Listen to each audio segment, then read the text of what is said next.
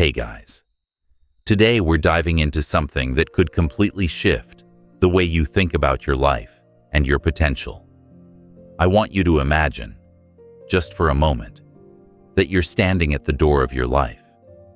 You look around, and it feels like the door is locked.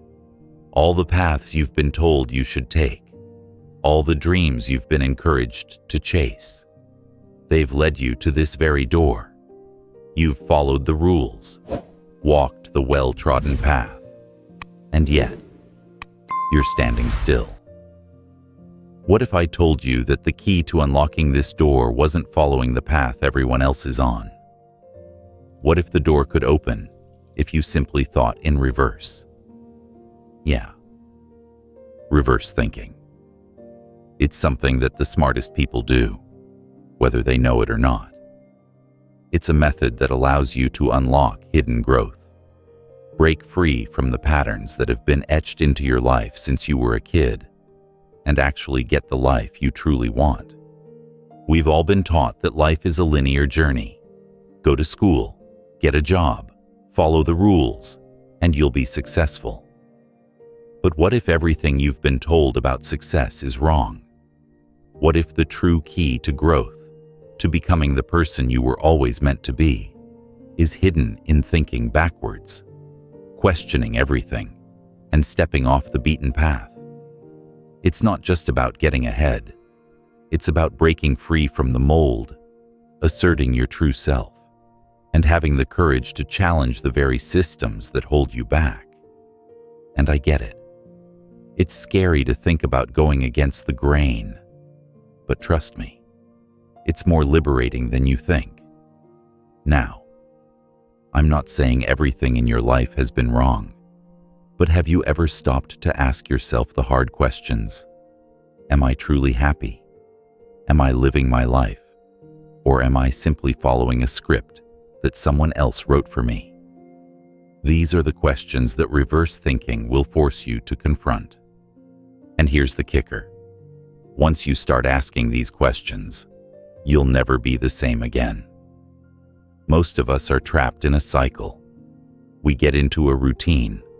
We follow what's expected of us, and we never stop to think if there might be another way. But here's the truth. We're not stuck because there's no way out. We're stuck because we haven't even considered that there's more than one way forward.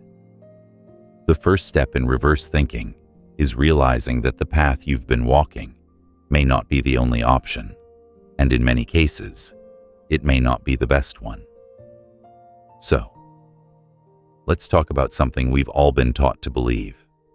Luck. You've probably heard it a million times. Oh, that person got lucky. Or, I wish I had their luck. But here's the hard truth. Luck doesn't just happen by chance. It's created. Yes, you heard me right. Luck is something you can make. But here's where reverse thinking comes in. You need to stop looking for luck in the places everyone else is looking. You need to create it yourself. Think of it like this. You're standing in front of a bar, and you see two doors. One is crowded with people, all lining up, waiting for their turn. The other one is quieter, more exclusive. The VIP entrance. Most people will tell you there's only one door. Take the line, follow the crowd, and hope you get in. But what if that's not your only option? What if there's another way in?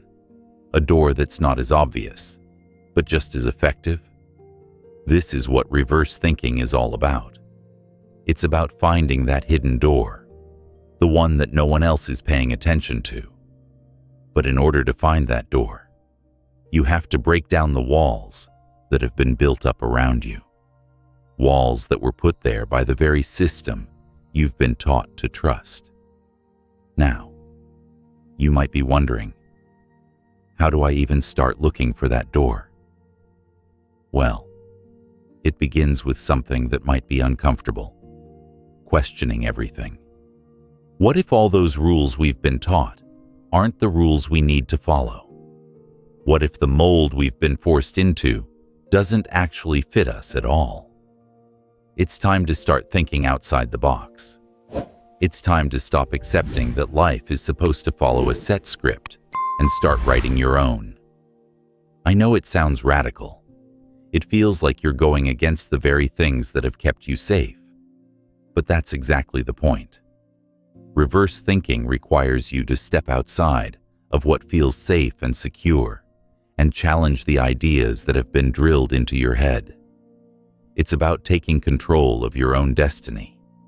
It's about realizing that you are the one in charge of creating your own luck, your own opportunities, your own happiness. Now let's dive a bit deeper. One of the first things you'll realize when you start questioning everything is how much you've been influenced by patterns and prejudices that you didn't even know were there. These patterns have followed you since childhood. They've shaped how you think, how you act, and even what you believe is possible for your life. But here's the problem. These patterns are not set in stone. They can be broken. And once you start breaking them, you'll realize how much potential you've been holding back. Think about it. From the moment you were born, society started creating a template for you to follow. You're told to excel in school, get perfect grades, obey your parents, and secure a stable job. It's a cycle that's been passed down for generations. But what happens when you follow that cycle, only to find that it leads to a life of boredom, emptiness, and dissatisfaction? I've seen it happen. I know people who, on paper, have it all. The job, the stability, the security. But they're miserable. They're stuck in a loop, doing what's expected of them. But they're not living their true life. This is where reverse thinking comes in. It's about realizing that the rules you've been following might not be the right ones for you. They might be holding you back, preventing you from discovering who you truly are. Let's take a moment to reflect. I know a person who spent years working at a job that they hated, all in the name of stability. They followed the script: go to college, get a degree, land a job, and work hard for security. And for a while, everything seemed fine. But eventually, the monotony started to eat at them. They were stuck in a routine, and no matter how hard they worked, they couldn't shake the feeling that something was missing. One night, at 2 a.m., this person called me. They were crying, saying they couldn't take it anymore.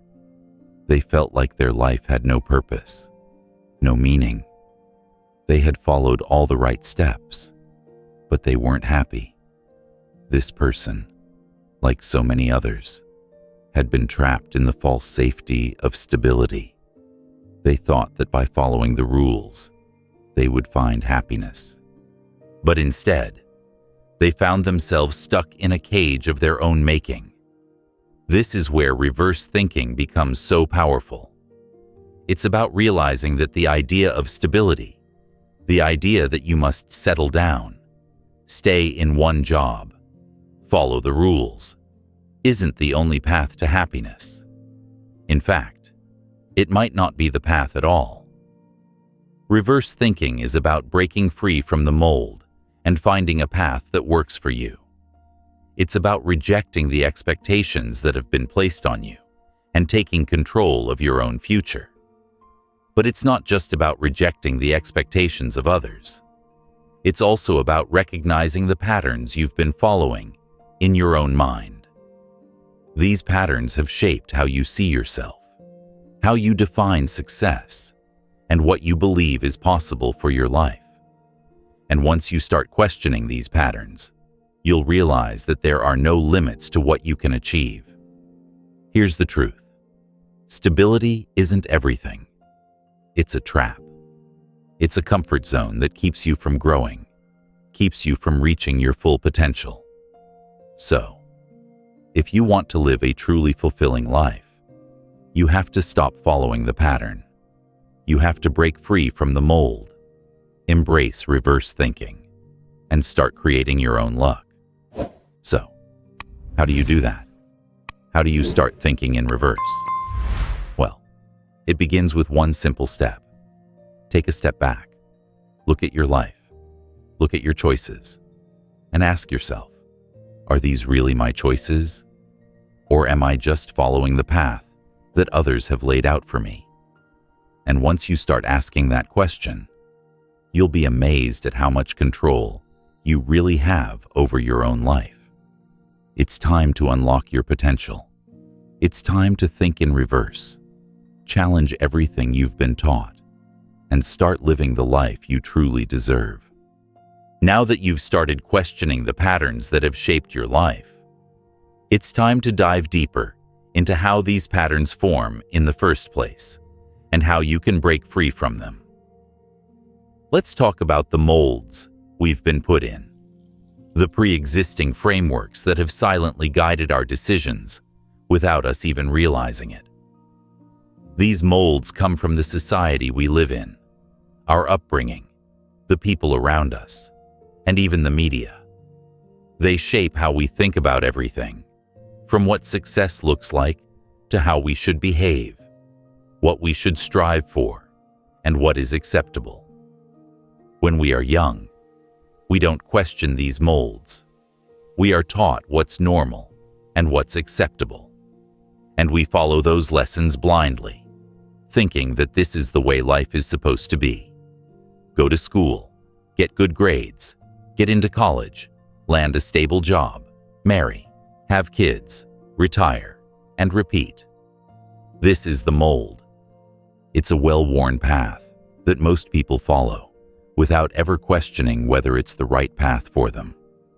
And while many find contentment in following this path, for others, it can become suffocating. You may have already felt that suffocation in your own life, the feeling that something isn't right, that you're simply going through the motions, doing what's expected of you, but never really living. It's as though you're on autopilot, performing tasks without any emotional engagement, without any real passion. This is where reverse thinking becomes vital. Breaking out of the mold requires you to actively seek out and confront these ingrained patterns.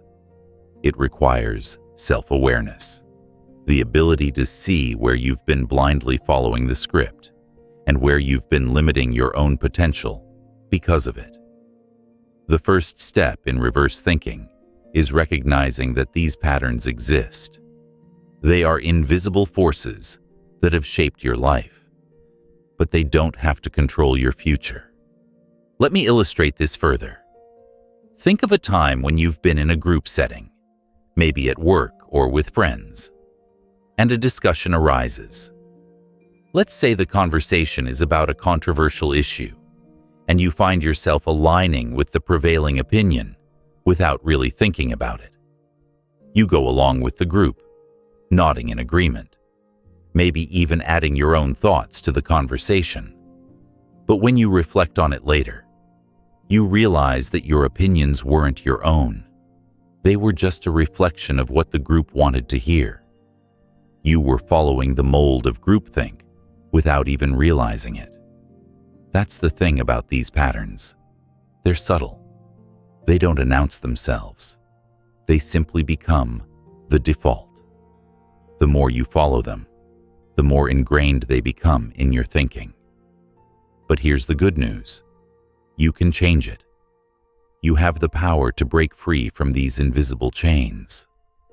The first way to do this is by consciously choosing to think for yourself. Start by questioning every decision you make. Ask yourself, is this what I truly want? Or am I just doing this because it's what I've been told to do? The key here is to approach your decisions with curiosity, rather than simply following the path that others have carved for you. Reverse thinking is all about breaking away from this herd mentality and developing the courage to chart your own course. Now, let's take this a step further. Once you've identified the mold you're in, the next step is to break it. This doesn't mean rejecting everything you've ever been taught or abandoning all the conventions of society. It simply means recognizing that you have choices and you don't have to follow the same path as everyone else. Consider the concept of stability, which is often touted as one of the cornerstones of a successful life. You've probably heard it many times. Get a stable job, settle down, and you'll be set for life. But here's the thing. Stability is an illusion. Sure, it may bring some short-term comfort, but it doesn't prepare you for the storms of life. Think about it. Life is unpredictable. The world is constantly changing, and the idea that you can hold on to one job or one lifestyle forever is unrealistic. Yet, we've been conditioned to believe that stability is the ultimate goal. What if I told you that embracing uncertainty could actually lead to a more fulfilling life? Think about the opportunities that come from stepping outside of your comfort zone, from exploring new paths that others might see as risky or uncertain. Reverse thinking encourages you to see opportunity in the unknown. It asks you to break free from the false security of stability and embrace the freedom that comes with uncertainty. I know this might feel intimidating. After all, we've been told that stability is the key to a happy life. But let's challenge that idea. Instead of seeking the safety of stability, why not seek growth? Growth doesn't happen in comfort zones. It happens when you push yourself to try new things, to take risks, and to step into the unknown. It happens when you challenge yourself to think differently and embrace the discomfort of change. To help you understand this, let me share a story.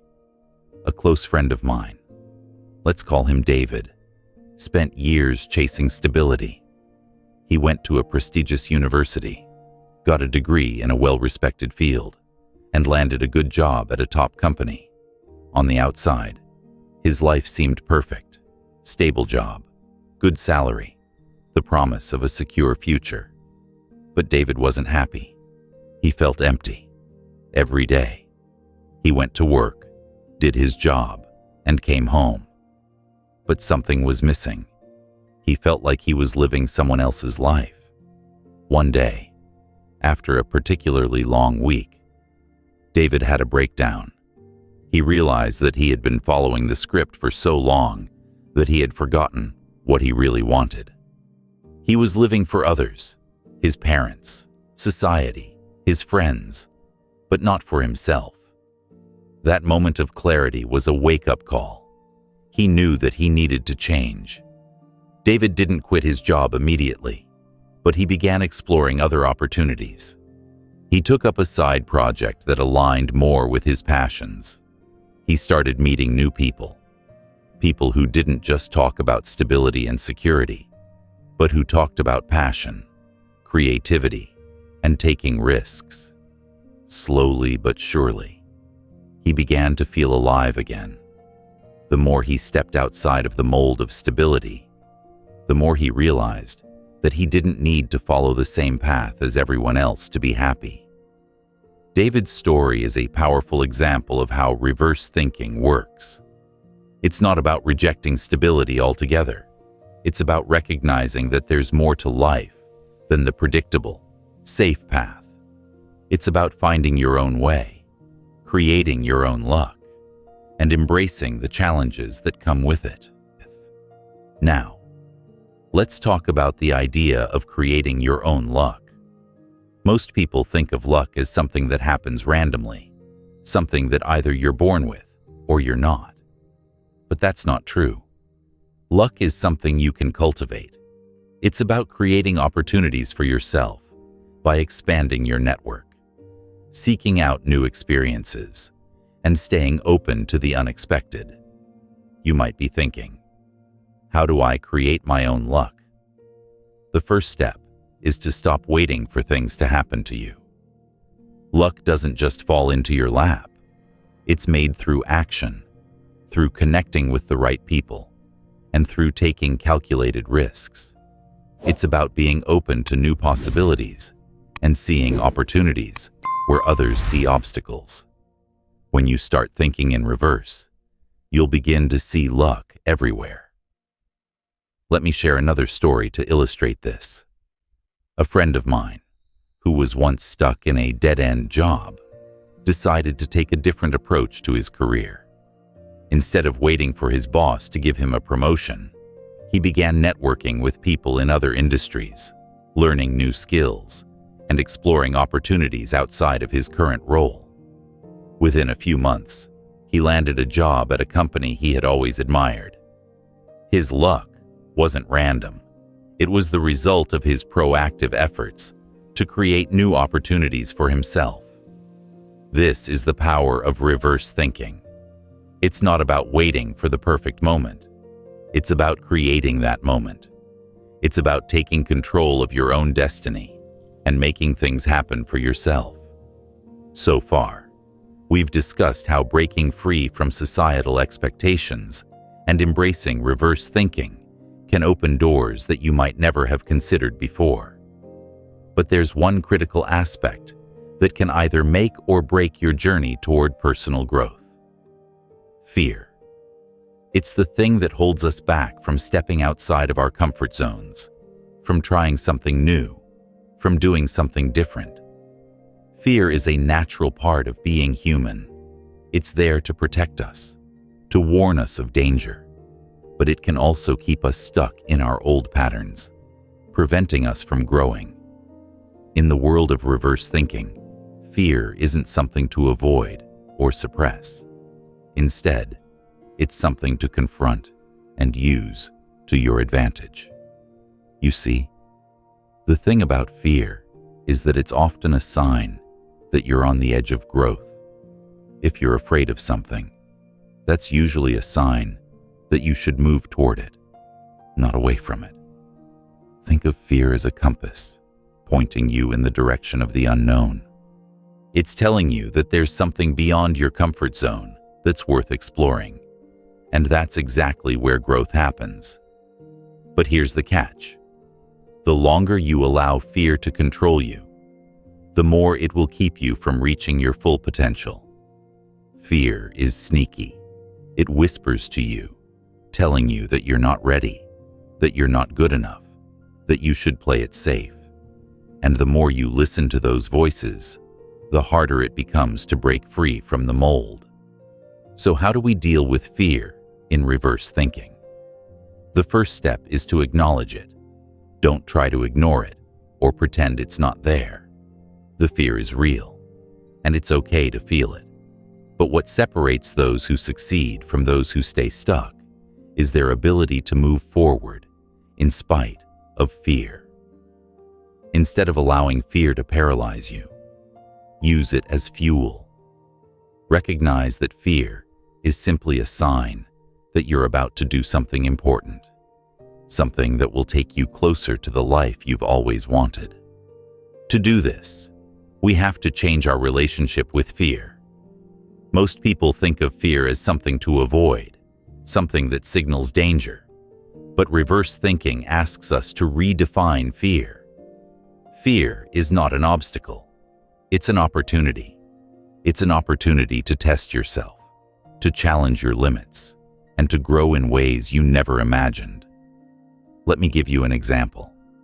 I know someone who wanted to start their own business for years, but was terrified of failure. They spent months, maybe even years, researching and planning, but they couldn't take the leap. Why? Because of fear. Fear of not being good enough. Fear of not succeeding. Fear of what others would think. But one day, they made a choice. They decided to stop letting fear control them. Instead of continuing to plan and research, they took action. They launched their business. And guess what? They failed. Hard. But here's the twist. That failure didn't break them. In fact, it was the best thing that could have happened to them. You see, That failure taught them more than any book or class ever could. It taught them resilience. It taught them that success isn't about avoiding failure. It's about learning from it and moving forward. That business owner went on to relaunch their company, this time with a clearer understanding of what works and what doesn't. And eventually, they found success. But that success came only because they had the courage to face their fear head on and move forward anyway. This is the key takeaway. Reverse thinking requires you to embrace fear. It's not about eliminating fear. It's about using it to propel you forward. When you start to see fear as a signal to take action rather than a roadblock, you'll begin to break free from the patterns that have been holding you back. You'll start taking risks, making bold moves, and opening new doors that you never thought possible. Now, let's talk about something that ties into fear, the concept of failure. In the traditional sense, failure is something we're taught to avoid at all costs. It's seen as a negative outcome, something to be ashamed of. But in the world of reverse thinking, failure is redefined. Failure isn't something to fear. It's something to embrace. It's a necessary part of the process. In fact, without failure, there can be no success. Think about the greatest innovators in history, people like Steve Jobs, Elon Musk, or Thomas Edison. They didn't achieve success by avoiding failure. In fact, they failed over and over again. But instead of letting those failures stop them, they used them as stepping stones. Each failure was a lesson, a valuable piece of feedback that helped them refine their ideas and get closer to their ultimate goal. Failure is a teacher, not an enemy. And the sooner you stop fearing it, the sooner you'll start achieving things that once seemed impossible. In reverse thinking, failure is not a setback. It's a setup for success. When you reframe failure in this way, it loses its power to paralyze you. Instead, it becomes an opportunity to learn, grow, and get better. Let me share a personal story with you. When I first started my career, I made a lot of mistakes. I tried things that didn't work, failed to meet deadlines, and messed up plenty of projects. There were times when I wanted to quit, but instead of letting those failures define me, I chose to learn from them. I asked myself, what can I do differently next time? How can I improve? Each failure taught me a valuable lesson about my strengths, weaknesses, and what I needed to do to succeed. And that's the point. Success isn't about being perfect. It's about learning from your failures and using those lessons to move forward. Reverse thinking encourages you to embrace failure as a part of the process, not something to be feared. When you stop fearing failure, you free yourself to take bigger risks, try new things, and ultimately achieve the success you've been chasing. As we move forward, I want you to remember this. Your fears and failures don't define you. What defines you is how you respond to them. If you let fear paralyze you, it will. But if you face fear head on, if you learn from failure and use it as a springboard for growth, you will transform your life in ways you never thought possible. The path to success is not linear, and it's not easy. But if you're willing to embrace the unknown, to challenge the norms, and to use fear and failure as tools for growth, you'll create a life that's uniquely yours. One that's not dictated by society's expectations, but shaped by your own choices and your own courage to break free. Now that we've delved into the power of facing fear and reframing failure, let's shift gears and talk about something equally essential to reverse thinking: the concept of stability. This is something that many of us hold dear, yet it's one of the greatest traps we can fall into. From a very young age, we're taught that stability is the key to a successful life. Get a stable job, settle down, stay safe. But let me ask you, how often have you felt bored, stagnant, or uninspired in pursuit of that so-called stability? How often has it kept you from living your fullest, most vibrant life? The idea of stability is so deeply ingrained in our culture that it becomes almost impossible to question it. We're led to believe that the only way to succeed is to follow this one prescribed path. Get an education, secure a job, and build a steady life. But I want you to stop for a moment and think, does this actually lead to fulfillment? Or is it simply a comfortable illusion that keeps you stuck in place? Here's the truth. Stability is overrated. Stability doesn't prepare you for the unpredictable twists and turns that life will inevitably throw at you. Sure, it may offer short-term comfort, but over time, it can make you complacent. It can keep you from embracing the unknown, taking risks, and seizing the opportunities that come your way. You see, reverse thinking challenges this conventional wisdom. Instead of chasing stability, we should be chasing growth. Growth doesn't happen in predictable environments. Growth happens when we step outside our comfort zones and try something new. When we face uncertainty with courage and curiosity. If you want to live an extraordinary life, one that's not bound by conventional expectations, you have to embrace the discomfort of change. Take a moment to think about the people who inspire you, the ones who have truly changed the world. What do they all have in common?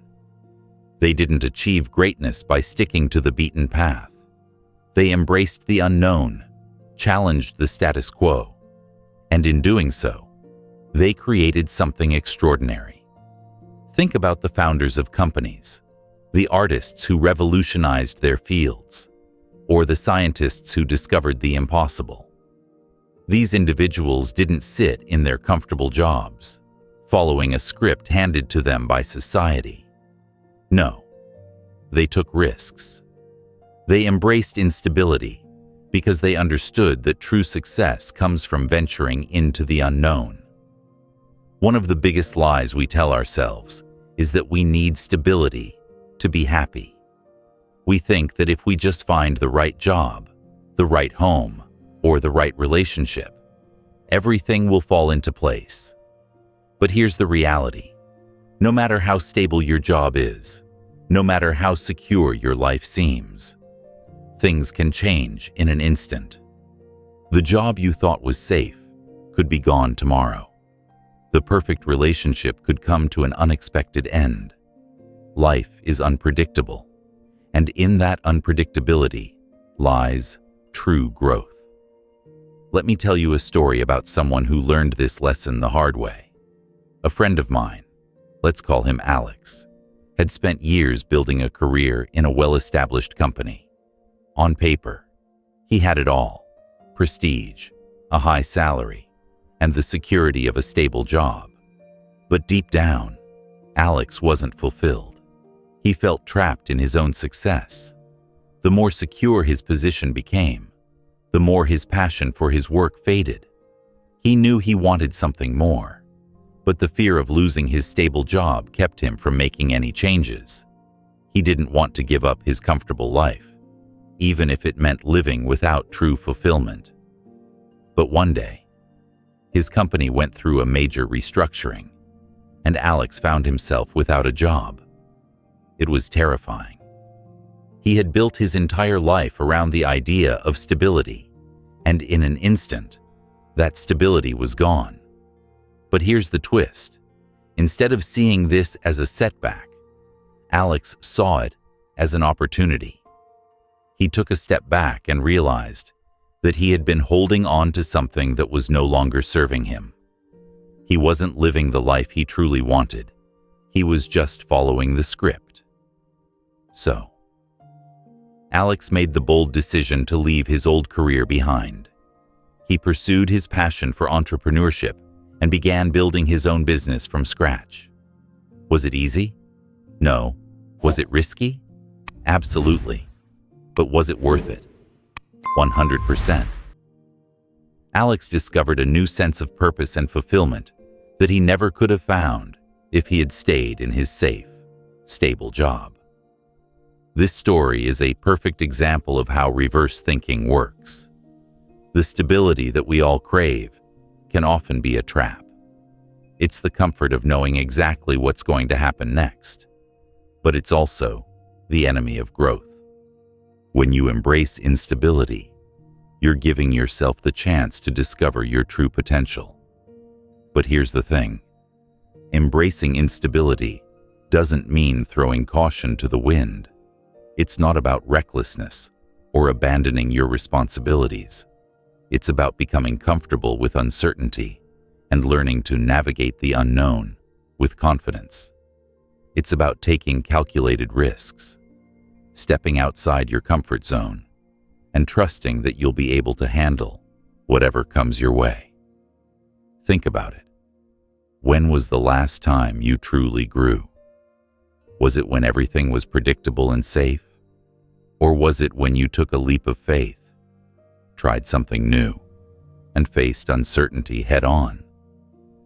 Reverse thinking teaches you to seek out growth in the places where you'd normally be afraid to go. Instead of clinging to stability, it encourages you to embrace the chaos of life, because that's where real transformation happens. As we move forward, I want you to ask yourself, how much of your life is built around the idea of stability? Are you holding on to something because it's comfortable, even though it doesn't fulfill you? Are you playing it safe, even though you know there's something more out there for you? Reverse thinking is all about questioning these assumptions and challenging the idea that stability is the ultimate goal. It's about redefining success and understanding that growth comes from stepping into the unknown, taking risks, and embracing the discomfort of change. So, here's the challenge. The next time you find yourself clinging to something because it's stable, ask yourself if it's truly serving you. Are you living a life of purpose, or are you simply playing it safe? Are you chasing stability because it feels comfortable, or because it's truly what you want? Remember, real growth happens when you embrace instability, when you move beyond the predictable, and when you dare to live a life that's uniquely yours, one that's not confined by societal expectations or the false security of stability. As we continue this journey of reverse thinking, let's talk about something that holds most of us back more than we care to admit: our relationships with others. Now, I know you might be thinking, wait a minute, relationships are important. What does this have to do with thinking in reverse? And you're absolutely right. Relationships are vital. But here's the thing. Society has a way of shaping our relationships to fit a mold, one that may not actually serve us, and one that we rarely question. Reverse thinking asks you to rethink how you engage with the world around you, including how you interact with others, and, more importantly, how those relationships shape your sense of self. You see, relationships aren't just about the people you interact with. They shape your beliefs, your identity, and the way you perceive yourself. Often, we let other people's expectations dictate who we are. Parents, friends, teachers, colleagues. Everyone has an opinion about how we should live our lives.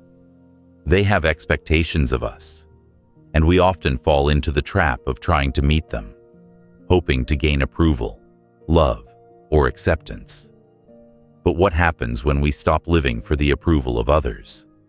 What happens when we start living for ourselves, focusing on our own growth and authentic desires? This is where reverse thinking really begins to take hold. Instead of allowing external opinions and societal pressures to dictate our actions, we take control of our own story and decide who we want to be, regardless of what others think. But breaking free from this mold isn't easy. It's a deeply ingrained habit to seek approval from others. Whether it's pleasing our parents, impressing our colleagues, or trying to fit in with a group, there's often a part of us that wants to be accepted. We want to belong. But here's the catch. When we seek external validation, we sacrifice our own identity. We lose touch with what we truly want because we're too focused on pleasing others. Reverse thinking asks us to shift our perspective. Instead of making choices based on what others expect, we make them based on what we need. And the first step in doing that is learning to say no. It's about setting boundaries and creating space for your own desires, even if that means disappointing others along the way. I know. Saying no isn't always easy. It's uncomfortable. We worry about how people will perceive us, how they'll react. But let me tell you something. You cannot please everyone. The sooner you accept that, the sooner you'll realize how much energy you've been wasting trying to live up to other people's standards. When you start making decisions based on your own needs, desires, and values, you create the freedom to live authentically. Take a moment to think about your closest relationships, whether that's with family, friends, or significant others. How many of those relationships are based on genuine connection? And how many are based on fulfilling someone else's expectations? How often do you say yes to things you don't want to do just to avoid disappointing someone? How many of your life choices have been influenced by others' approval rather than your own desires? Reverse thinking challenges you to detach yourself from those external pressures. It doesn't mean you have to stop caring about others or disregard their feelings. It means you take back your personal power and stop living for someone else's idea of who you should be. Let's look at an example. I once knew a woman named Sarah who had spent her entire life trying to meet the expectations of her parents. They wanted her to become a doctor, to follow a respectable career path, one that would bring stability and social approval. Sarah did everything she could to meet those expectations. She studied hard, went to medical school, and eventually became a doctor. But here's the twist. Sarah was miserable. She hated her job. She felt disconnected from her true passions, but she couldn't stop. The pressure to maintain her family's approval kept her trapped. It wasn't until Sarah reached a breaking point, years into her career, that she decided to take a huge risk. She took a sabbatical from medicine to travel and explore her real passions, ones that had always been buried under the weight of others' expectations. She spent months in different countries, discovering new cultures, pursuing art, and engaging with people who inspired her to embrace her true self. Eventually, Sarah found her calling, not in medicine, but in becoming an artist and a writer, something she had always loved but felt too afraid to pursue. This story isn't about giving up everything for the sake of rebellion.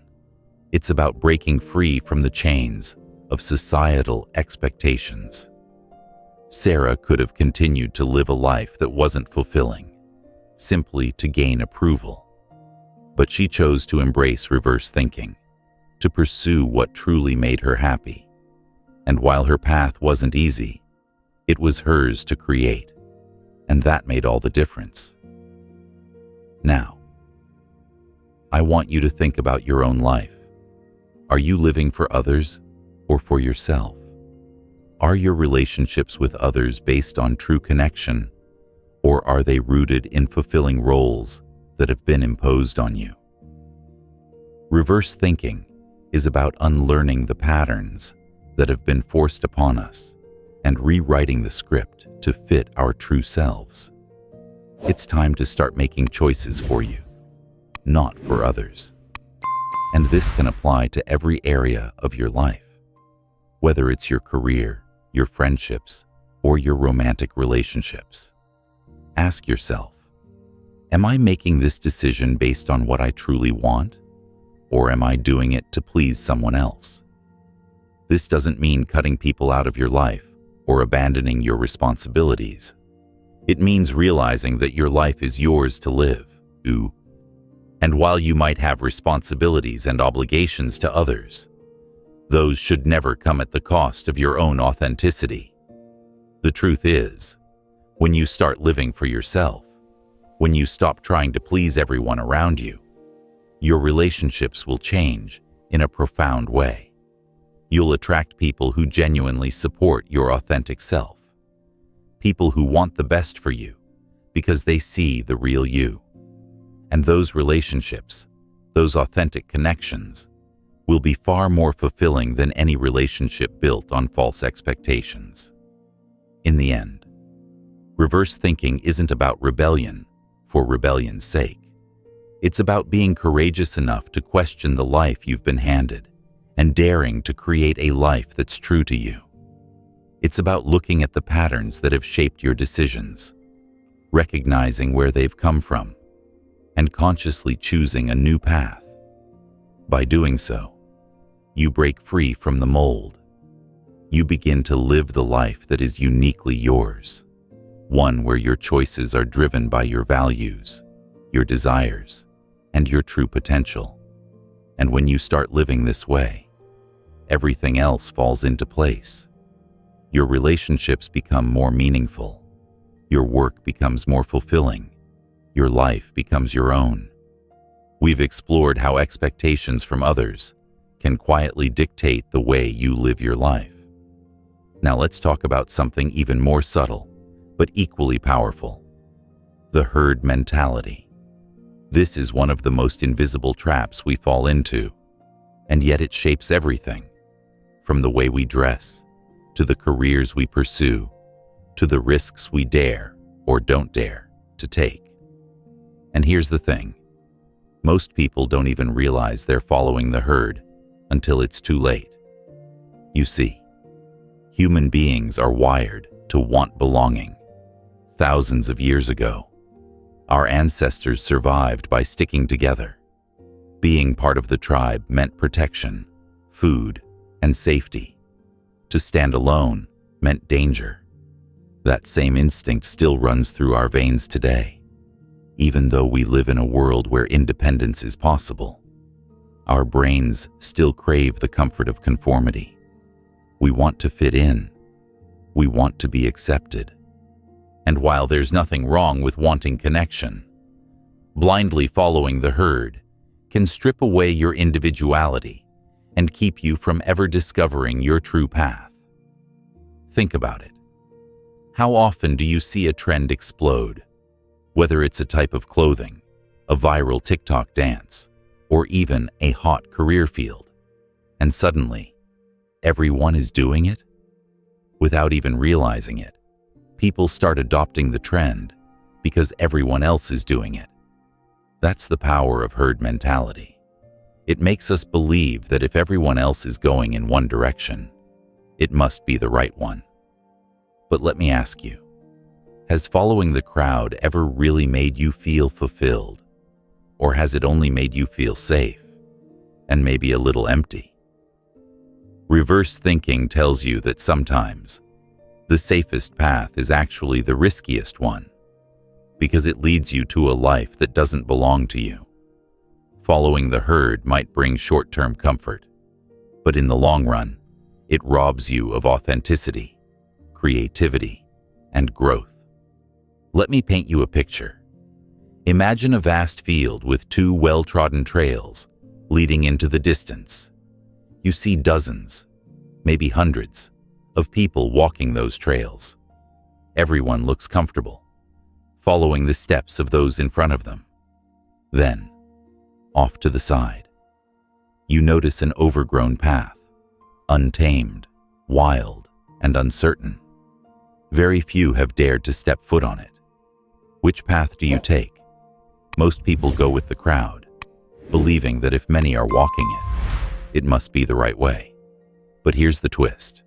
Those trails often lead to the same dead ends: predictable jobs, predictable lives, predictable outcomes. The untamed path, however, is where originality, growth, and opportunity live. And yet, stepping off the main trail feels terrifying. Why? Because when you do, you risk standing out. You risk criticism. You risk failure. But remember what we said earlier.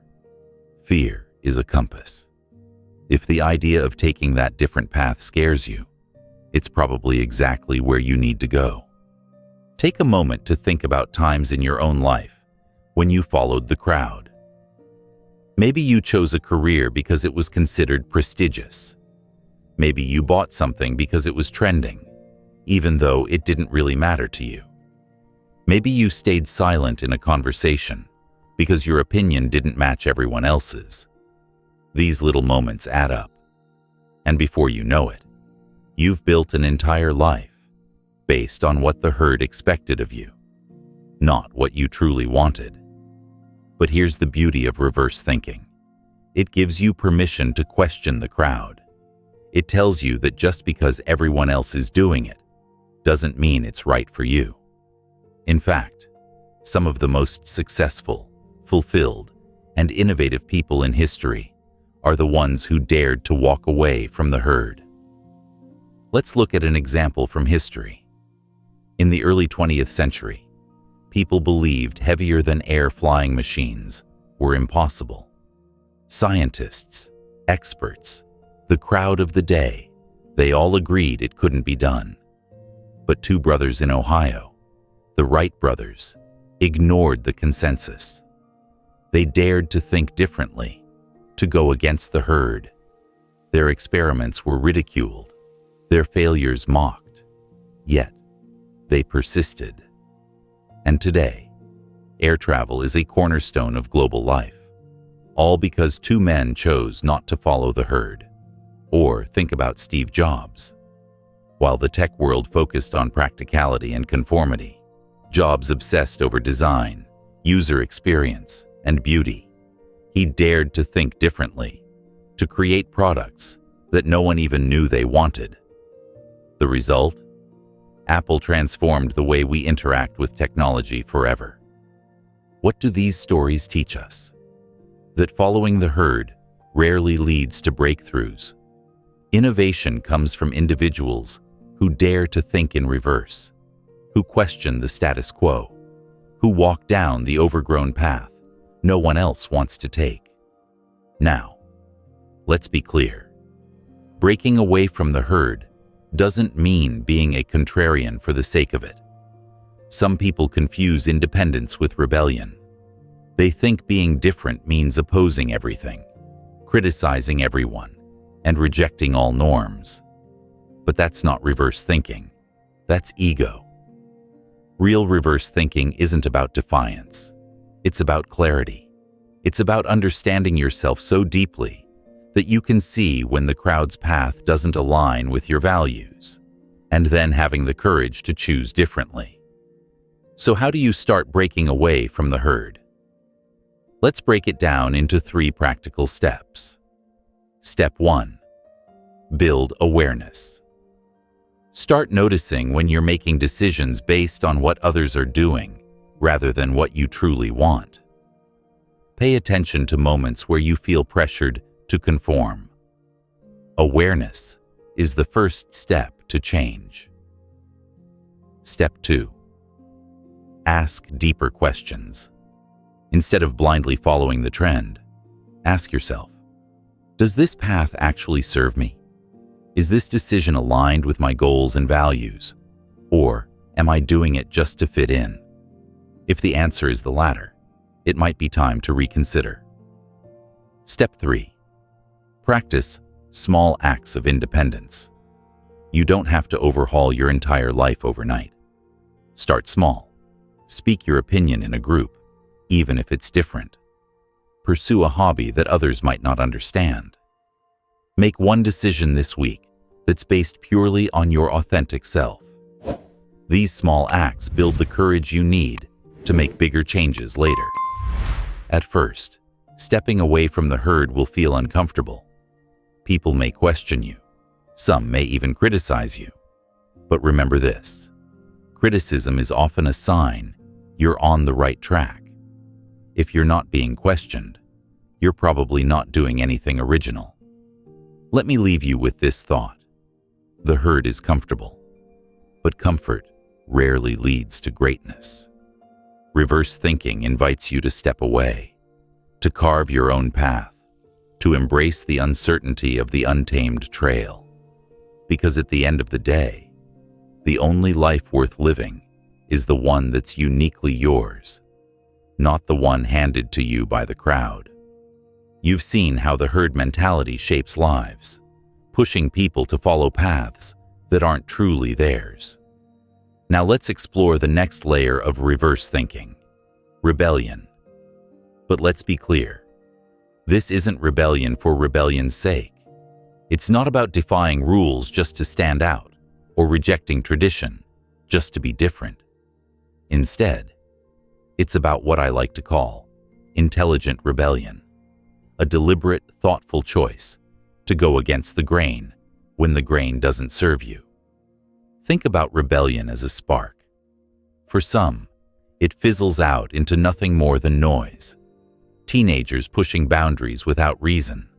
Adults arguing for the sake of argument. But for others, when rebellion is guided by clarity, it becomes a fire that lights the way forward. Reverse thinking requires this type of rebellion. It asks you to step back, examine the rules you've been following, and then make a conscious choice to break the ones that no longer serve your growth. Why is this important? Because much of the life you've inherited, the habits, the beliefs, the routines, was designed by someone else. Your parents, your culture, your community, even advertising companies. Everyone has had a hand in shaping the mold you've been living in. And while some of those influences might have been helpful, many of them were meant to keep you compliant rather than authentic. Intelligent rebellion is your chance to rewrite the script. Let me share an example. There's a young man I knew who was the definition of a perfect son. He excelled in school, never argued with his parents, and followed every rule to the letter.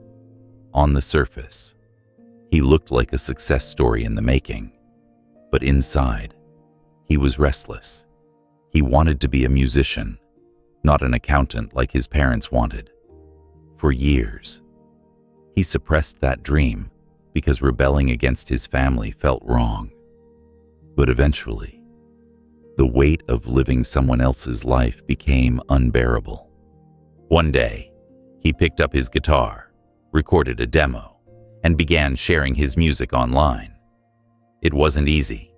His parents were disappointed. Friends doubted him. He lost the security of the predictable path he'd been on. But through that intelligent rebellion, he discovered his true calling. Today, he's not only surviving as a musician, he's thriving, living a life that feels deeply aligned with who he is. That's the power of rebellion when it's rooted in authenticity rather than ego. Now, you might be thinking, but what if I rebel and fail? Here's the beauty of reverse thinking. You don't measure the success of rebellion by whether or not the world applauds you. You measure it by whether you feel aligned with yourself.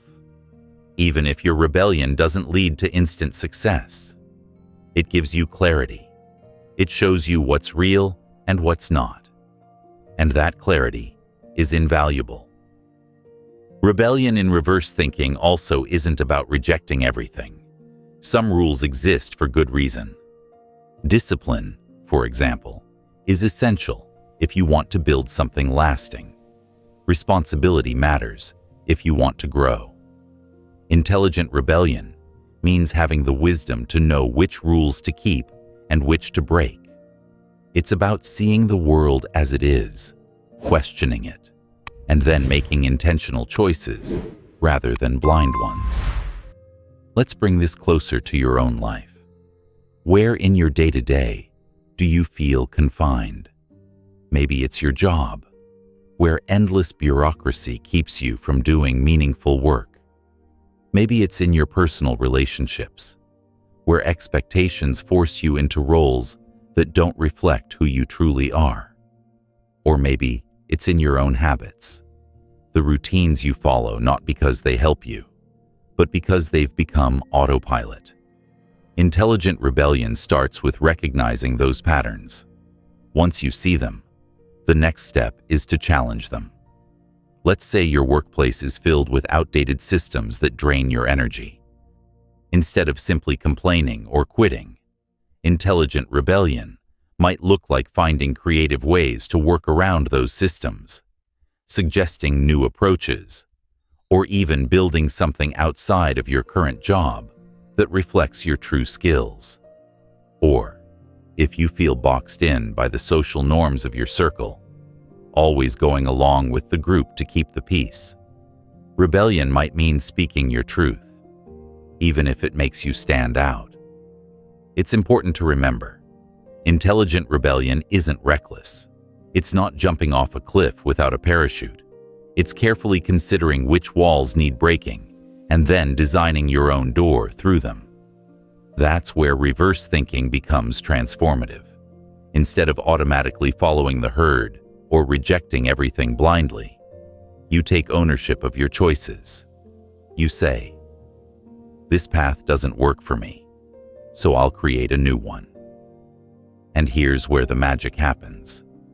When you rebel intelligently, you don't just free yourself, you inspire others. Think about it. Every major movement, every great shift in culture, began with individuals who dared to rebel against norms that no longer served humanity. Civil rights activists, groundbreaking scientists, visionary artists, they all practiced intelligent rebellion. They didn't reject rules just to be different. They challenged systems that were broken and had the courage to create something better.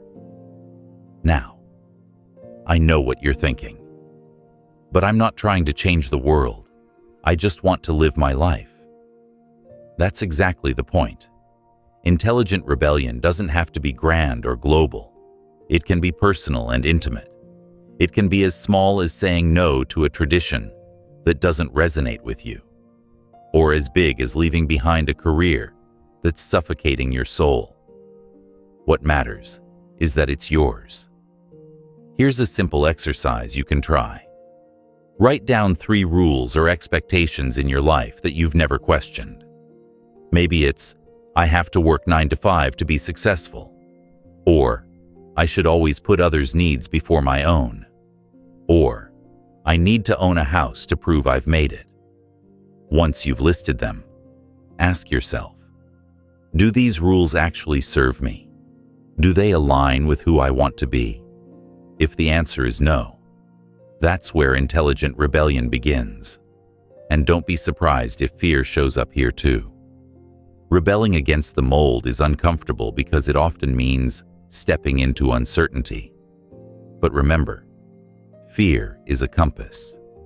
If the thought of breaking a rule makes you nervous, it's probably because that rule has been limiting you for far too long.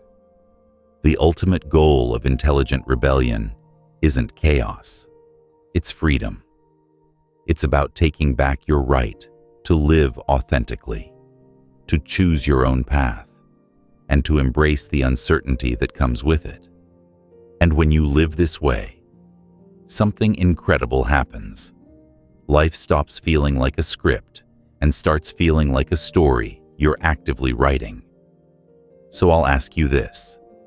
What would your life look like if you dared to rebel intelligently? If you stopped accepting the molds you've been handed and started creating your own? Think about it. Because the moment you choose intelligent rebellion, you stop being a passive participant in your own life and start becoming its author. We've unpacked the courage to rebel intelligently, to challenge molds that don't serve you. Now it's time to build on that by exploring how success itself is often misunderstood, and how reverse thinking reveals that those who succeed are the ones who dare to think differently. Society tends to paint success as a checklist: good grades, good job, good home, good family. But if you take a closer look at the people who've truly made an impact, innovators, leaders, artists, visionaries, you'll notice something striking. Their paths rarely followed that neat checklist. Their success wasn't the result of conformity. It was born out of daring to zig when others zagged. Here's the paradox. The world often celebrates originality after it's proven successful, but mocks or doubts it at the beginning. When people first saw the Wright brothers building their flying machine, many laughed. When Elon Musk said he wanted to launch reusable rockets and colonize Mars, critics dismissed him as delusional. When Oprah Winfrey was fired from her first TV job, her bosses told her she wasn't cut out for television. Each of these figures was written off at one point, but what separated them from the rest was their ability to think in reverse, challenging what others accepted as truth, and creating possibilities that didn't exist before. Reverse thinking isn't about being reckless. It's about asking questions that most people never dare to ask. Instead of, "What's the safe option?" you ask, "What's the meaningful one?" Instead of, "How do I fit in?" you ask, "How do I stand out by being authentic?" Instead of, "What's always been done?" you ask, "What hasn't been tried yet?"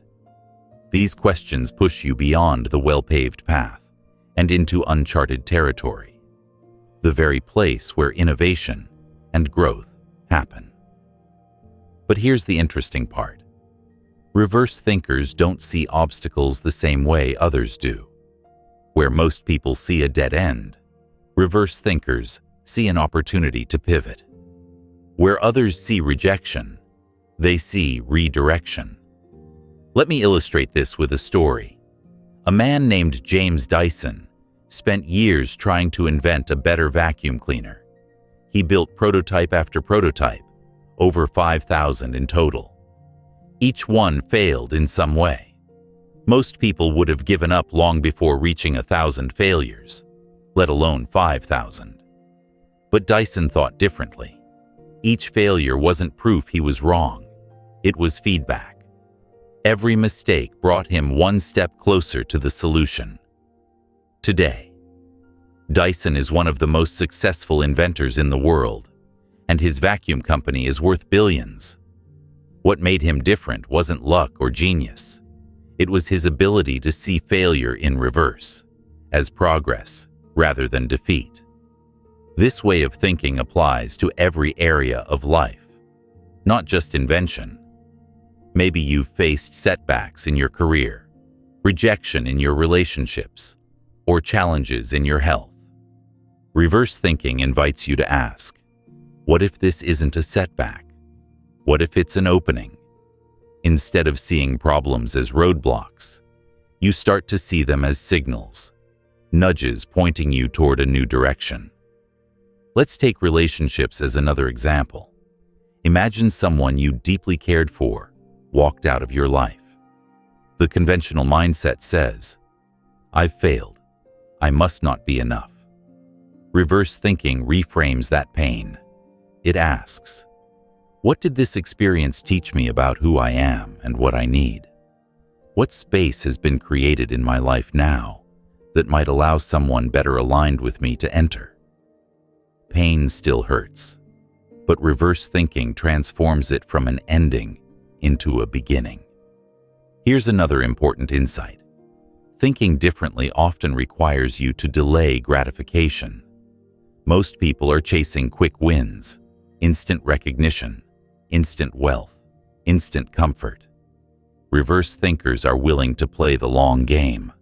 They're willing to endure discomfort now for a bigger payoff later. This is why they stand out in the long run. Consider J.K. Rowling, the author of Harry Potter. Her manuscript was rejected by 12 publishers. 12. Imagine if she had taken those rejections as proof she wasn't cut out to write. The world would have missed one of the most beloved book series of all time. Instead, she thought differently. She believed in her story when no one else did. She kept pushing until she found the right publisher. That's reverse thinking in action, seeing rejection not as the end, but as a step closer to success. So, how do you apply this in your own life? Start by identifying where you've been following conventional wisdom. Ask yourself, what assumptions have I never questioned? What rules have I been living by that might not be true? Maybe you've assumed that the only way to succeed in your field is to climb the corporate ladder. Maybe you've assumed you need permission from others to pursue your passion. Maybe you've assumed success means stability when, in reality, it could mean freedom, creativity, or impact. Then, flip those assumptions. Think in reverse. Ask, what if the opposite were true? For instance, what if climbing the ladder isn't the only way to succeed? What if building your own ladder is? What if you don't need permission to start? You just need to start small, right where you are. What if success isn't about accumulating things, but about creating meaning? When you challenge assumptions this way, you start to unlock new paths that were invisible before. And here's where courage comes in. Thinking differently isn't enough on its own. You have to act differently too.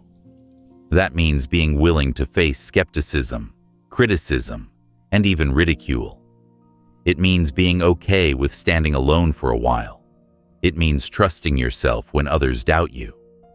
But the reward is worth it, because on the other side of that discomfort is a life that's truly yours. I'll leave you with a practical challenge. Pick one area of your life: career, relationships, health, creativity, and identify one assumption you've never questioned. Then flip it.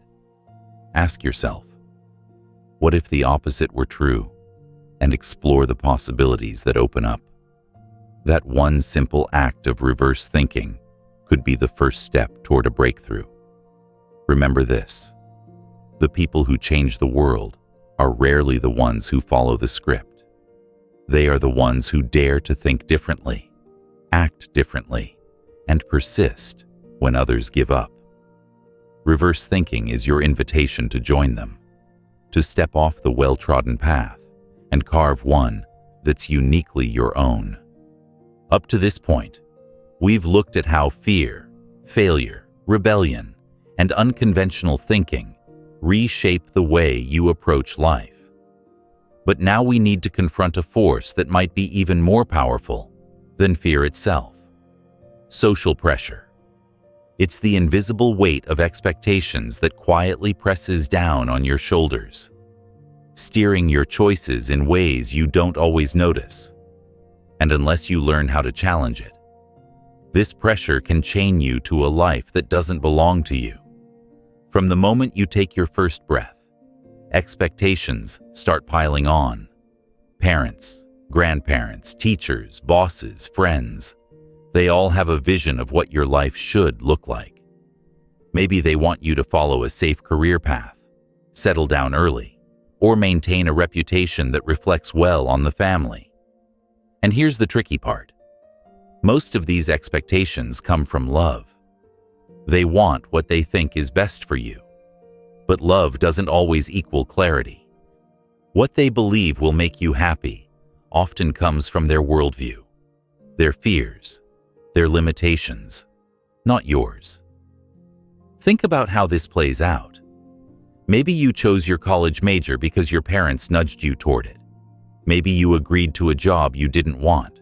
because it was considered respectable. Maybe you stayed in a relationship because you didn't want to face judgment from others. Every time you say yes to please someone else, you risk saying no to yourself. Over time, those choices add up. And one day you wake up realizing you've been living someone else's life. This is where reverse thinking becomes critical.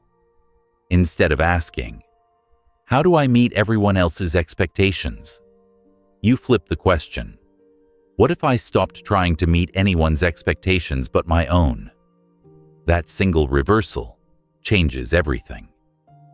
Suddenly, the decisions you make aren't about proving yourself to others. They're about aligning with who you truly are. But let's be honest, resisting social pressure is hard. Human beings are wired to seek approval, from childhood gold stars to adult promotions. Validation feels good. Disapproval feels like rejection. That's why saying no or disappointing others feels terrifying. But here's the truth. The cost of constant people-pleasing is your authenticity, and nothing drains you faster than living out of alignment with your true self. Let me tell you a story. A man named Daniel had always been the model son. He studied what his parents wanted, dated who they approved of, and even took over the family business despite hating it.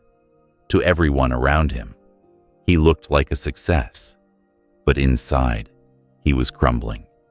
One night, after another exhausting day at work, he admitted to a friend, "I feel like I've never lived a single day for myself." That realization hit him like a storm. He realized that if he didn't make a change, his entire life would pass by without him ever truly experiencing it. So Daniel did something radical. He stepped down from the family business and pursued photography, something that had always lit him up inside, but had never been considered practical. At first, his family was disappointed, even angry. He felt their judgment like daggers. But as time went on, something amazing happened. His parents began to see his passion, his joy, and eventually, his success. They realized that his happiness mattered more than their idea of stability. Daniel's act of resistance wasn't just liberating for him. It changed how his family understood fulfillment. That's the power of reverse thinking when it comes to social pressure. By choosing authenticity over approval, you don't just free yourself, you show others what's possible. You give them permission to question their own molds too. Now, you might be thinking, "That's inspiring. But what if I disappoint people permanently?" The truth is, you will disappoint some people.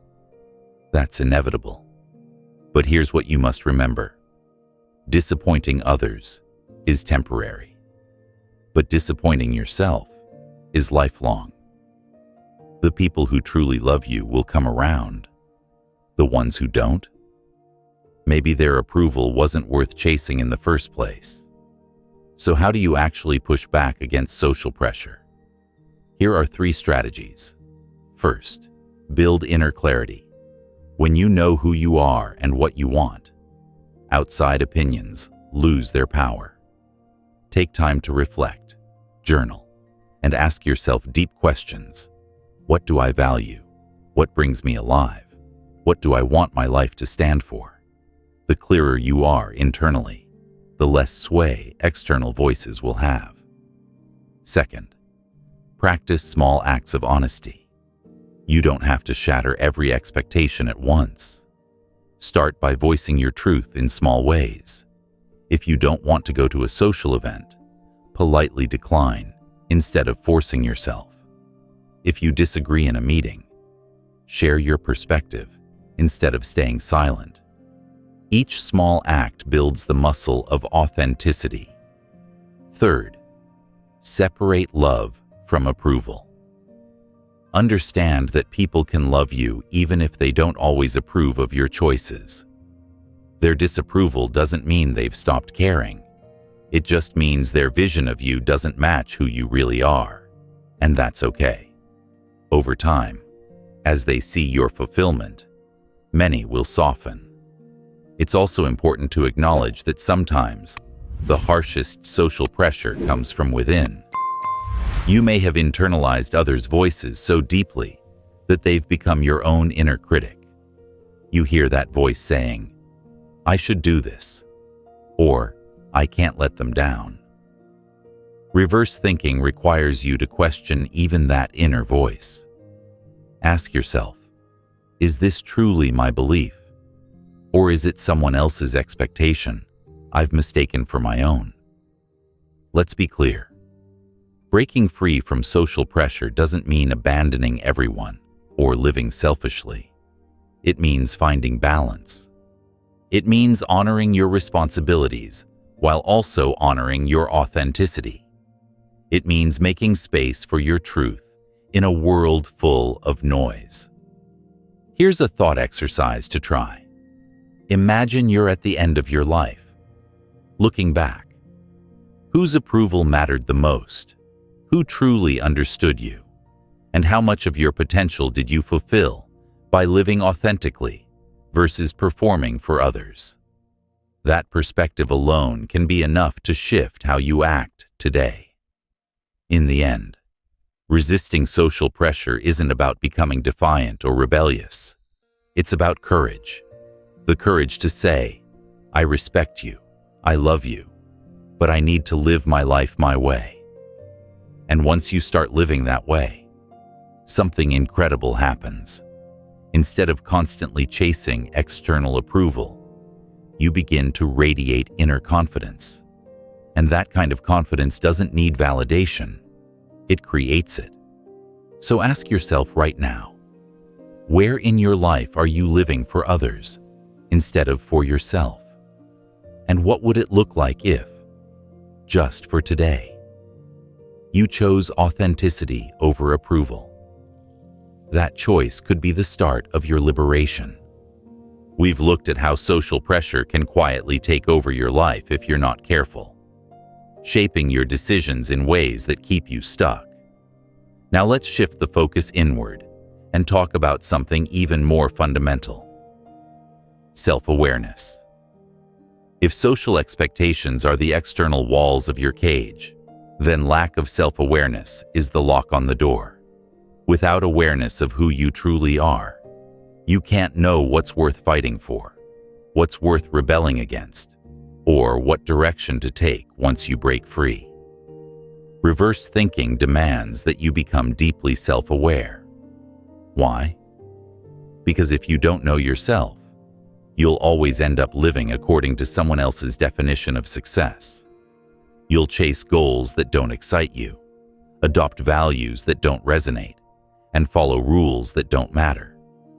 But when you cultivate self-awareness, you begin to see the world and your role in it with sharp clarity.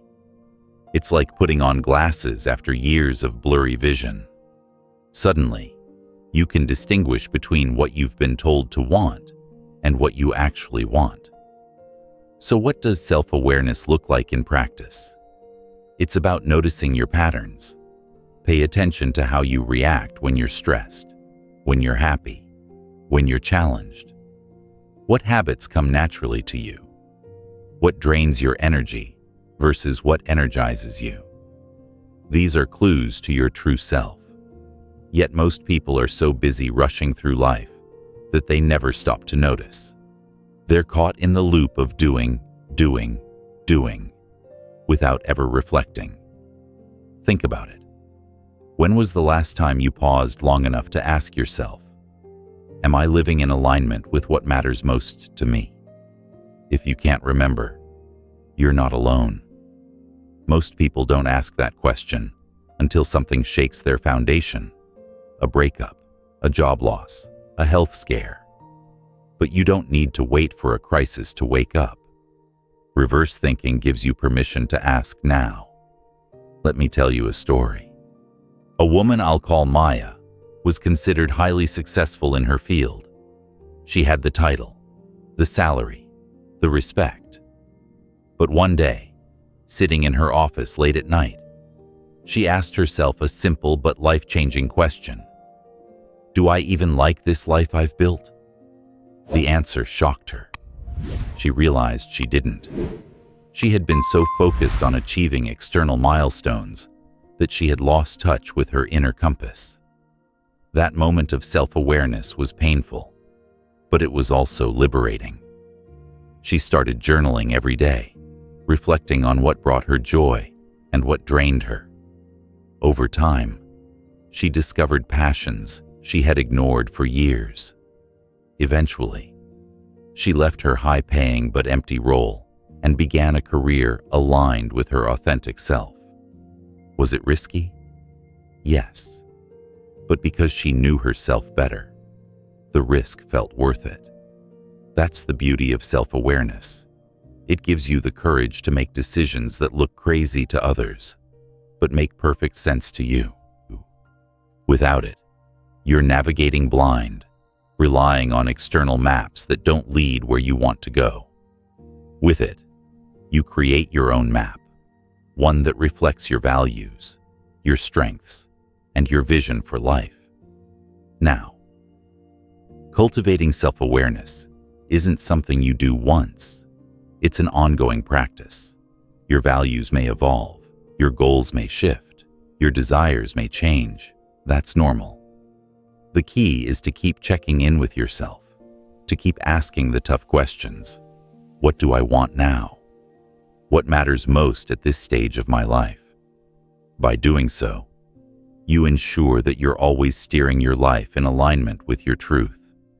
But here's where reverse thinking makes it even more powerful. Most people ask themselves questions like, what do I need to do to succeed? Reverse thinkers flip that around and ask, what do I need to stop doing to succeed? Instead of piling on more obligations, more goals, more expectations, they strip away what doesn't matter. They identify the noise and eliminate it so they can focus on what's truly essential. Try this for yourself. Grab a piece of paper and write down everything you think you should be doing. Then cross out the ones that don't resonate with you. The act of saying no to the non-essential is just as powerful as saying yes to the important. In fact, it's often more powerful, because clarity doesn't come from adding, it comes from subtracting. Another way to build self-awareness is to pay attention to your emotions. Many people treat emotions like distractions, something to be managed or pushed aside. But emotions are signals. They're your body's way of telling you when you're aligned or misaligned, when you feel drained, resentful, or anxious. It's often a sign that something in your life doesn't reflect your truth. When you feel energized, joyful, and at peace, it's a sign you're on the right path. Reverse thinking invites you to listen to those signals instead of ignoring them. But don't stop there. Self-awareness also means facing uncomfortable truths about yourself. It's easy to acknowledge your strengths.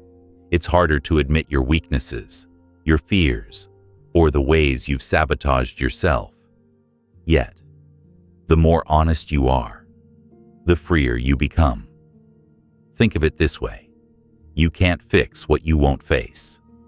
Reverse thinking pushes you to confront the parts of yourself you'd rather avoid, because only then can you transform them. Now let's tie this back to social pressure. When you're not self-aware, you'll unconsciously adopt the expectations of others because you don't have a strong enough sense of your own identity. But when you develop self-awareness, something amazing happens. You become less susceptible to those pressures. You don't need constant approval because you already know who you are.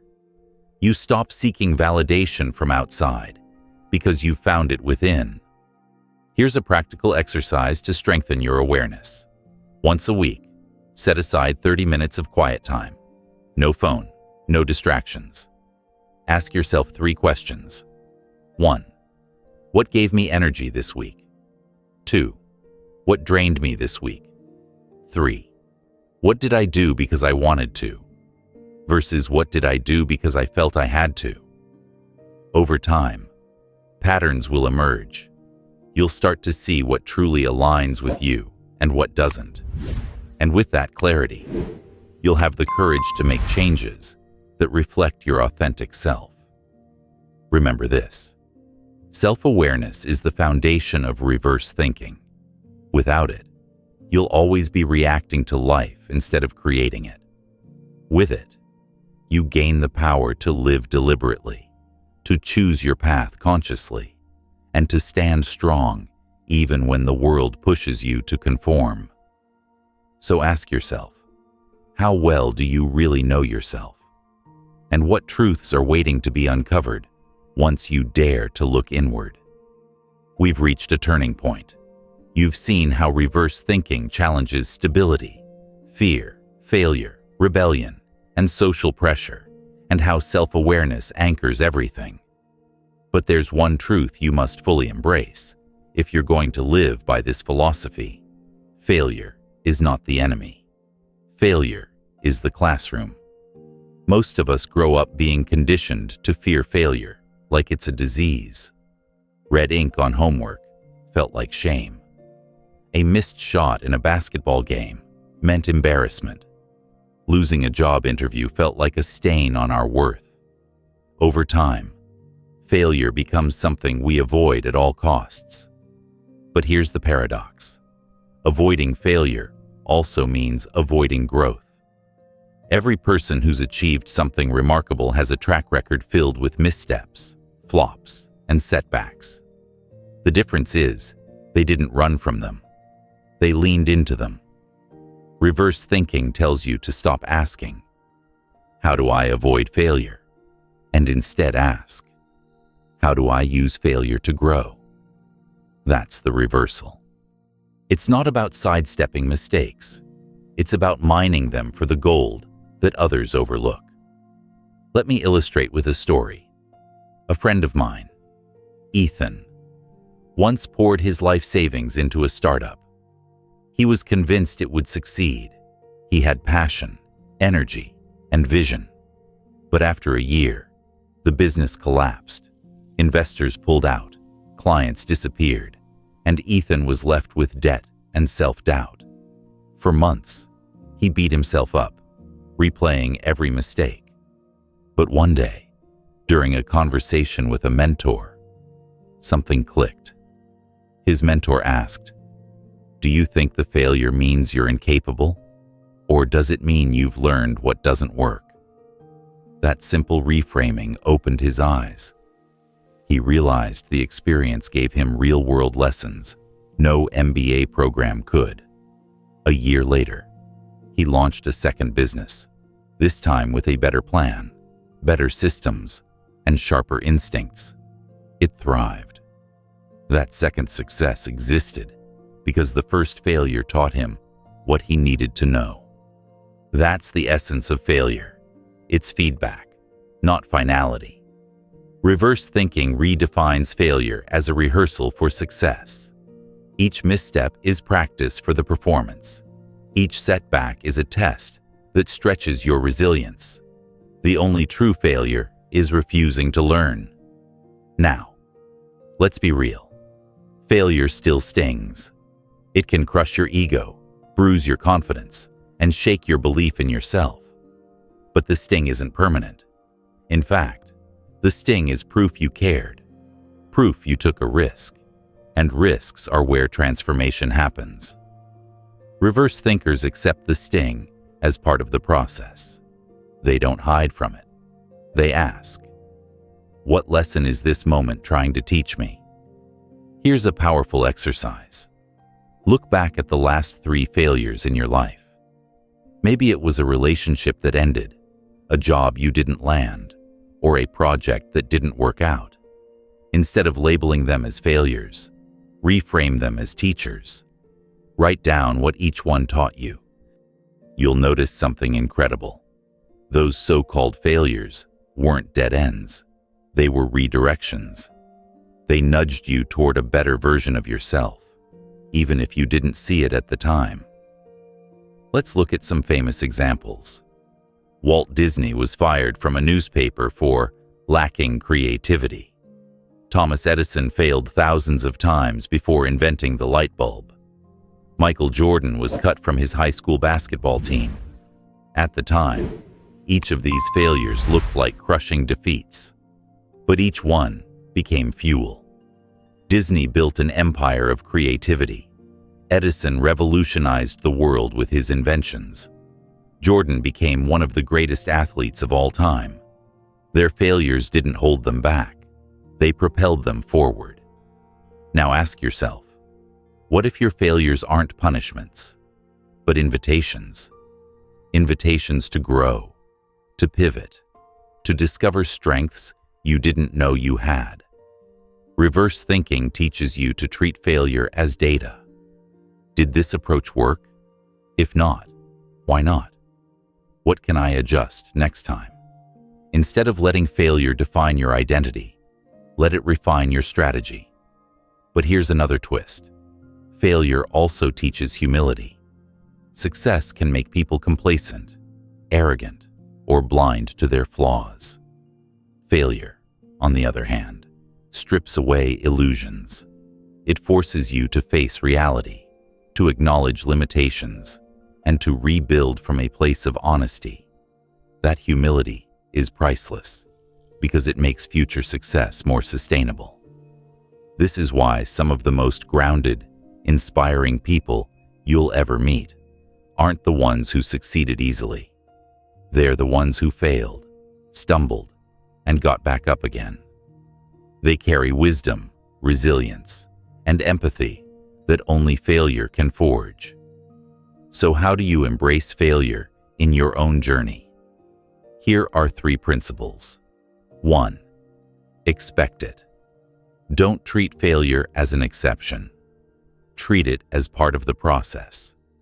The moment you step into anything meaningful, whether it's starting a business, pursuing love, or chasing a dream, you're signing up for bumps and bruises. Expect them, and they lose their power to scare you. 2. Normalize it. Talk about your failures openly. Share them with friends, colleagues, or mentors. Not only does this reduce shame, it also creates connection. People respect honesty, and you'll often discover others have failed too, and learned from it. 3. Use it. Don't just move on. Analyze it. Ask, what worked? What didn't? What patterns do I see? How can I apply this lesson to my next attempt? Reverse thinkers squeeze every drop of insight from failure before moving forward. And here's the last, most empowering idea. Failure makes you anti-fragile. Most people break under stress. But when you practice reverse thinking, failure doesn't break you, it strengthens you. Like a muscle tearing under weight. You grow stronger every time you recover. You don't just bounce back, you bounce forward. So let me leave you with this challenge. The next time you fail, don't waste energy on shame or self-criticism. Instead, grab a notebook and write, "This failure is teaching me," and complete the sentence. Do it until you uncover the hidden wisdom.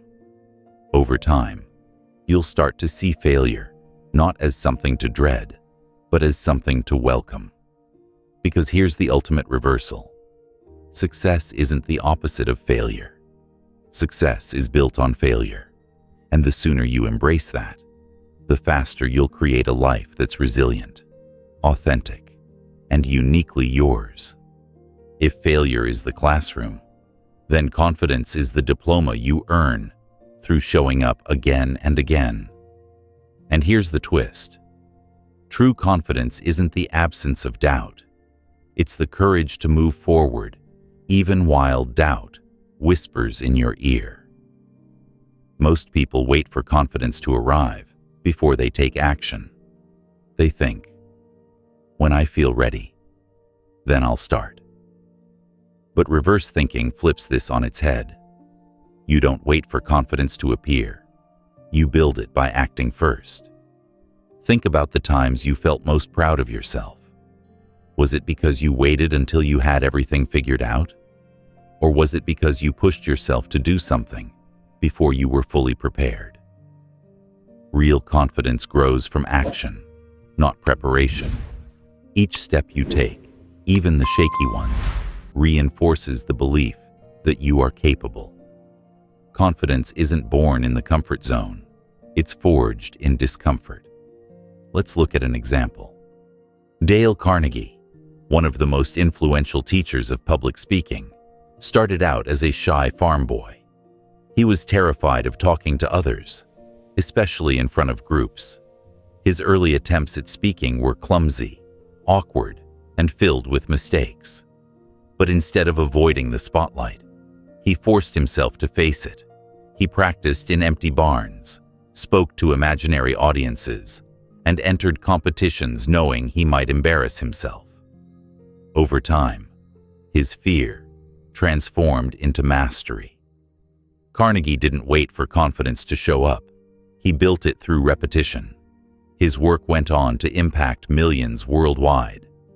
That's the essence of reverse thinking in confidence. Instead of saying, "I'll act when I'm confident," you say, "I'll become confident by acting." It's a reversal of the common formula, but it works because it's rooted in reality. The more you take action, the more evidence you collect that you are capable. That evidence rewires your mind, silencing doubt and amplifying belief. Now, let's break down the mechanics of building confidence. Step 1. Small wins. Don't start by tackling the mountain.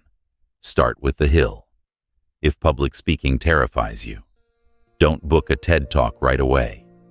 Start by speaking up in a meeting, or even practicing in front of a friend. Each small win stacks on the previous one, and over time, you've built a fortress of evidence that says, "I can do this." Step 2. Embrace imperfection.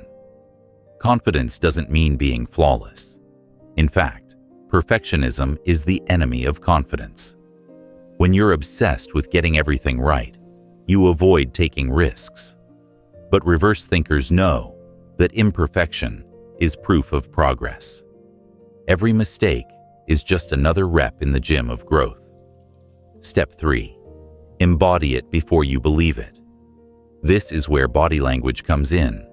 Stand tall, breathe deeply, make eye contact, even when you don't feel like it. Your body sends signals to your brain, and those signals reinforce how you feel. By acting confident physically, you prime your mind to catch up. Another important point: confidence doesn't mean arrogance. Arrogance is loud, insecure, and often masks fear. True confidence is quiet, grounded, and doesn't need constant validation. When you're truly confident, you don't need to shout your worth. You embody it. Here's a story that highlights this difference. A young professional I knew, let's call her Nina, was brilliant, but plagued by self-doubt. She always held back in meetings, afraid of sounding foolish. One day, her mentor gave her a challenge. Speak up at least once in every meeting, no matter what. At first, Nina was nervous. Her voice shook, and she stumbled over words, but she kept at it. After a few weeks, her contributions became sharper, her delivery smoother. Colleagues began to notice her insights. That positive reinforcement built her confidence further. A year later, Nina was leading those meetings with poise. She didn't magically find confidence. She built it through consistent action. But here's where reverse thinking pushes this even deeper.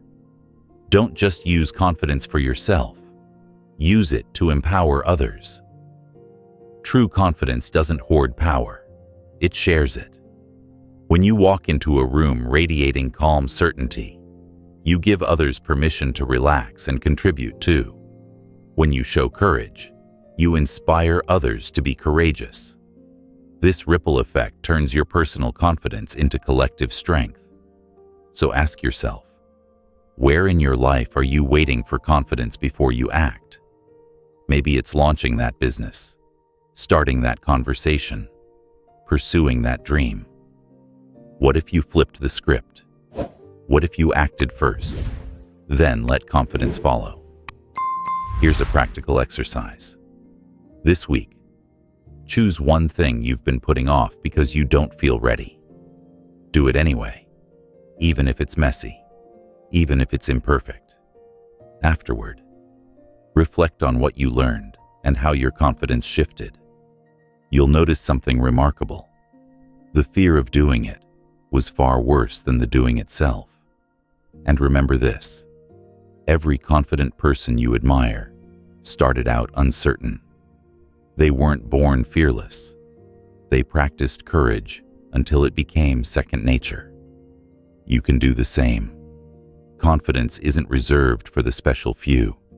It's a skill you build, one decision at a time. Reverse thinking reminds you that confidence isn't the finish line. It's the fuel you generate along the way. And the more you act in alignment with your true self, the more unshakable your confidence becomes.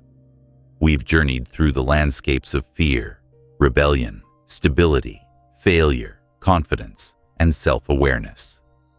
Now, let's bring these threads together into the most vital reversal of all. The choice to live authentically. Because at the core of reverse thinking lies this ultimate question: are you living your life, or are you merely performing someone else's script? From childhood, you've been handed maps by parents, teachers, peers, culture. These maps sketch out where you should go, what you should want, and who you should become. At first, following the map feels safe. There's comfort in the certainty, in knowing there's a right way and a wrong way. But one day, you realize something shocking. The map doesn't actually lead to your destination. It leads to theirs. Reverse thinking asks you to crumple up that map and start drawing your own. Scary? Absolutely. But also exhilarating. Because this is where freedom begins. Living authentically doesn't mean you'll never stumble, never face criticism, or never feel uncertain. It means you'll stumble on your own road, face criticism for your own truth, and navigate uncertainty for your own vision. And that is infinitely more rewarding than living a flawless performance of someone else's expectations. But let's be real. Authentic living takes courage.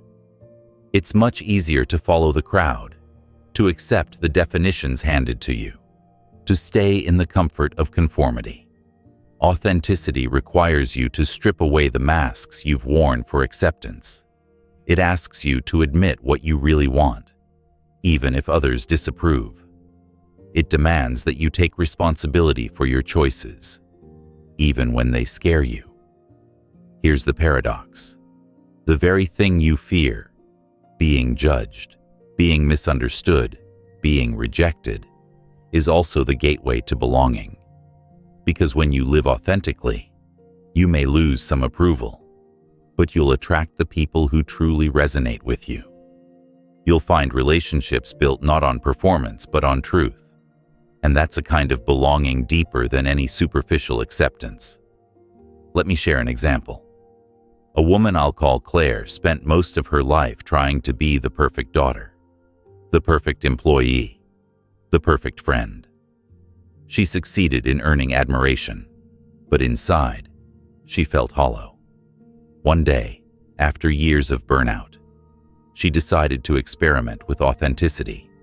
She started small, voicing her opinions honestly, declining invitations she didn't want to attend, pursuing a hobby she had long suppressed. At first, people were surprised, even resistant. But gradually, something shifted. Claire felt lighter, freer. The relationships that survived her shift became stronger. because they were built on honesty, and new connections appeared, people drawn to her genuine energy. Claire discovered that authenticity didn't isolate her, it liberated her. This is what happens when you live in reverse. You stop asking, "How do I fit into their story?" and start asking, "How do I write mine?" You stop measuring yourself by their yardsticks and begin defining success on your own terms.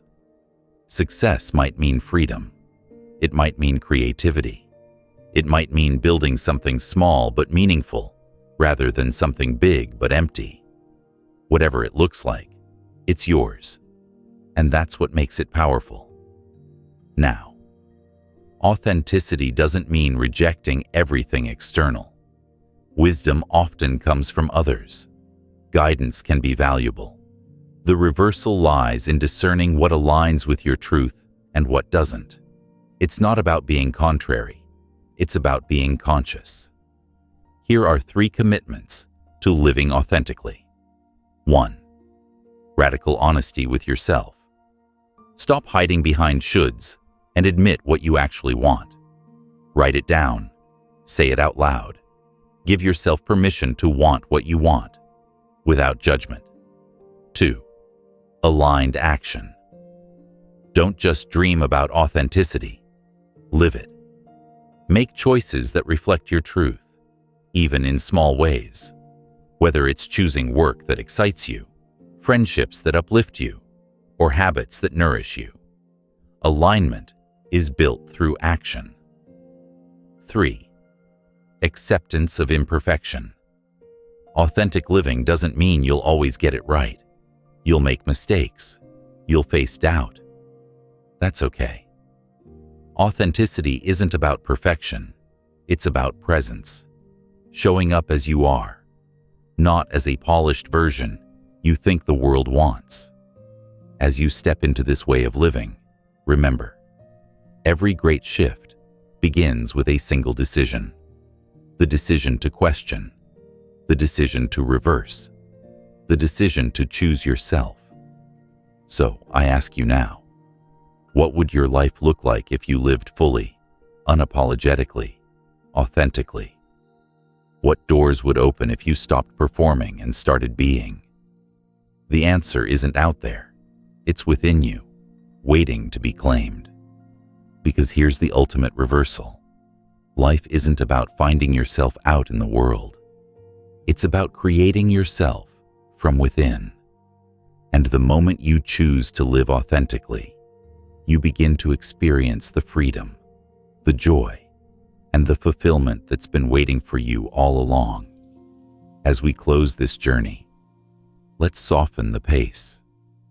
You've walked through ideas that challenged you, nudged you, maybe even unsettled you. And that's the point. Reverse thinking isn't meant to keep you comfortable. It's meant to wake you up, to remind you that the life you're living doesn't have to be the one you've been handed. Take a deep breath here.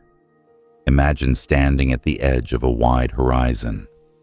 Behind you are the paths others expected you to walk, the stable job, the safe choices, the endless checklist of duties.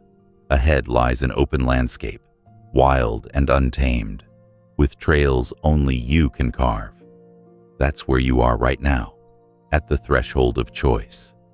No one is asking you to abandon everything overnight. Authentic change rarely happens in leaps. It happens in steady steps. One small decision today, another tomorrow. Choosing honesty when silence would be easier.